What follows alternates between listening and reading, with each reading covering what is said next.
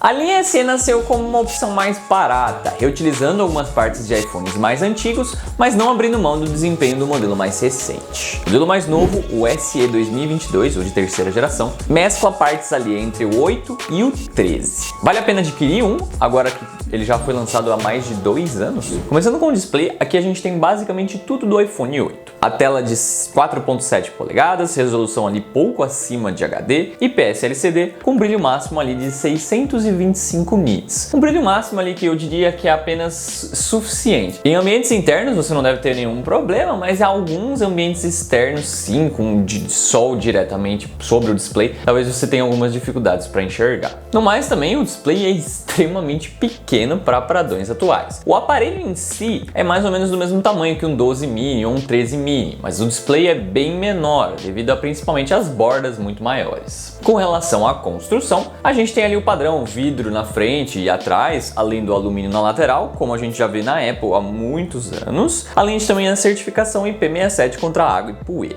Sendo compacto, o modelo é pelo menos bem leve, até mais leve do que o SE 2 e o iPhone 8, mesmo com uma bateria maior que eles conseguiram enfiar nesse aparelho, que eu vou falar daqui a pouquinho. Com relação ao desempenho, a linha SE pode sim reutilizar muitos dos itens dos aparelhos mais antigos, mas pelo menos processador eles costumam utilizar o processador mais recente disponível, e foi o que aconteceu aqui. Esse modelo aqui utiliza o chipset A15 do iPhone 13, que tinha sido lançado meses antes, além dos mesmos 4 GB de RAM e no caso aqui um pouco menos de espaço mínimo, 164, 128 ou 256 GB de armazenamento interno. Com o chipset tão potente assim, em um aparelho tão compacto, infelizmente ele não chega exatamente ao ponto do iPhone 13, ele não consegue usufruir 100% desse processador. Também eu imagino que deve ter algum tipo de limitação pelo próprio software da Apple para evitar superaquecimentos ou mesmo para colocar o aparelho um pouco abaixo, né? Mas basicamente ainda assim é um dispositivo muito potente, só que quando a gente olha em benchmarks, a gente vê que ele está mais próximo do iPhone 12 do que do iPhone 13, mas ainda assim uma evolução em relação ao SE 2020,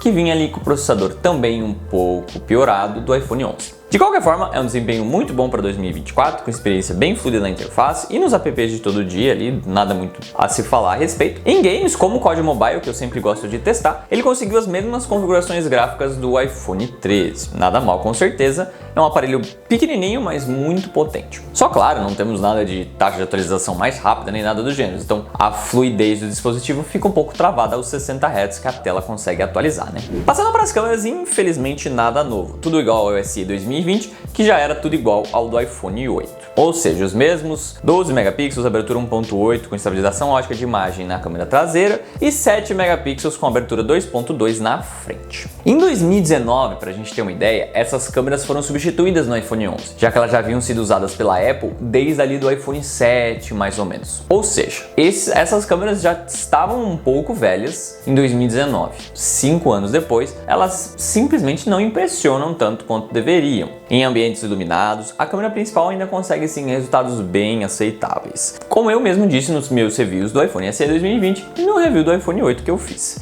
O chipset mais novo também com certeza dá uma ajudada a dar uma melhoradinha um pouco nessas fotografias. Mas em cenários mais difíceis, como fotos noturnas, a gente vai sentir falta de um modo noturno específico. Nada de ultra-wide, nada de lente de zoom para providenciar mais versatilidade. Mas com certeza o que envelheceu mais foi a câmera frontal de apenas 7 megapixels, que você realmente vai precisar de um bom cenário para conseguir tirar uma boa foto com ela. Algo que é curioso sim, que eu acho interessante mencionar, é o modo retrato nas duas câmeras, que funciona razoavelmente bem. A Apple com certeza desenvolveu bem o modo retrato via software, porque se você for perceber, esse aparelho não tem ali câmeras duplas atrás ou na frente para conseguir fazer um modo retrato físico, como na maioria dos aparelhos da Apple a gente já tem. Ele utiliza apenas via software esse modo retrato, porque não tem outra câmera para ajudar. Com relação a vídeos, 4K 60 FPS atrás é algo muito bem-vindo, com certeza, algo que não é muito comum em aparelhos intermediários mesmo hoje em dia, mas a frontal fica infelizmente limitada apenas a 1080p 30 fps. Como padrão, pelo menos os iPhones tendem a conseguir vídeos bem interessantes, mantendo uma qualidade padrão em qualquer cenário que você estiver, o que é algo muito bem-vindo sempre, né?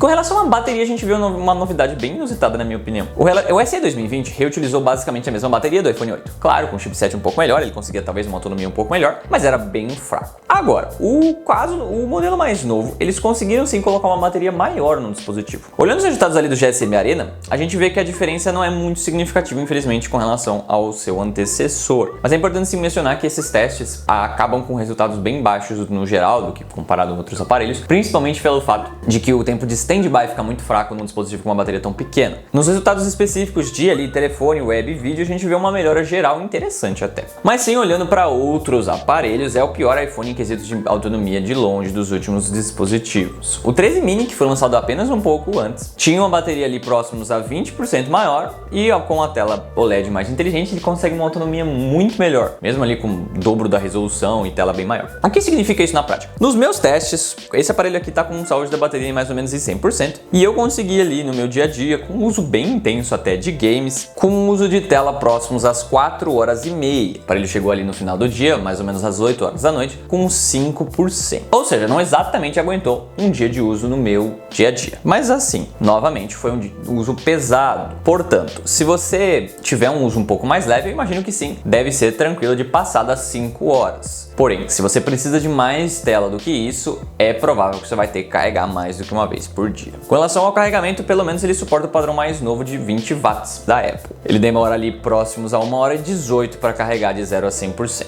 Antes de falar de preço e conclusão, alguns itens importantes. O modelo é o último aparelho da Apple ainda a ser vendido com o Touch ID. E esse sensor, que não mudou desde o iPhone 7 de 2016, não é lá dos mais rápidos para hoje em dia, mas assim, é competente e em muitos cenários acaba até sendo mais prático do que o Face ID, na minha opinião. No quesito de conectividade, a gente tem o Wi-Fi 6, Bluetooth 5.0 e o NFC, além do 5G, padrão do iPhone 13 também. Vamos falar lá de preço então. Como eu disse anteriormente, o aparelho ainda está sendo vendido novo, mesmo até ali 2 anos depois. Ele não recebeu um sucessor, por mais que sim, existem rumores de que vai ser lançado um novo aparelho esse ano. Mas enquanto isso não chega, o modelo com apenas 64 GB de armazenamento interno, que não é lá muito para padrões atuais, está custando na faixa de R$4.000 no site da Apple. Claro, na loja oficial é normal que os preços acabem um pouco mais altos do que o preço do varejo. O problema é que é muito difícil de encontrar ele no varejo em si. O único lugar que eu encontrei o SE 2020 foi através de um vendedor no Mercado Livre por mais de R$2.500, também na versão 64 GB.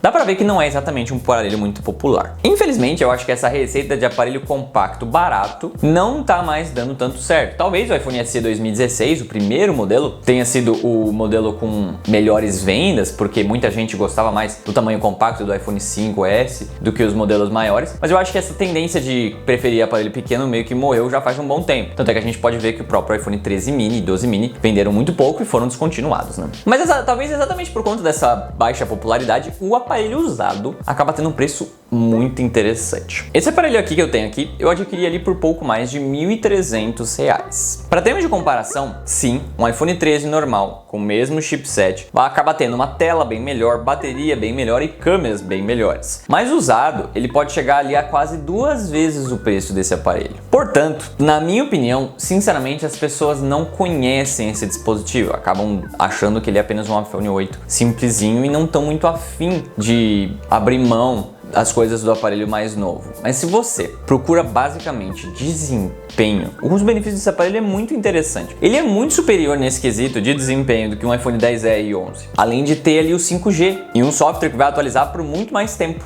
E normalmente não custa muito diferente do que esses aparelhos. Claro, não é todo mundo que aceita viver com um aparelho tão pequenininho. E se não é pra você, realmente, talvez essas outras opções vão sim ter câmeras melhores, bateria melhores e telas melhores. Mas se você quer desempenho, é difícil de bater um aparelho como esse aqui. Mas é isso, espero que vocês tenham gostado do vídeo. Se vocês gostaram, não se esqueçam de tapar aquele joinha e de se inscrever no canal para não perder mais conteúdos como esse. Mas eu vou ficando por aqui. Vejo vocês na próxima.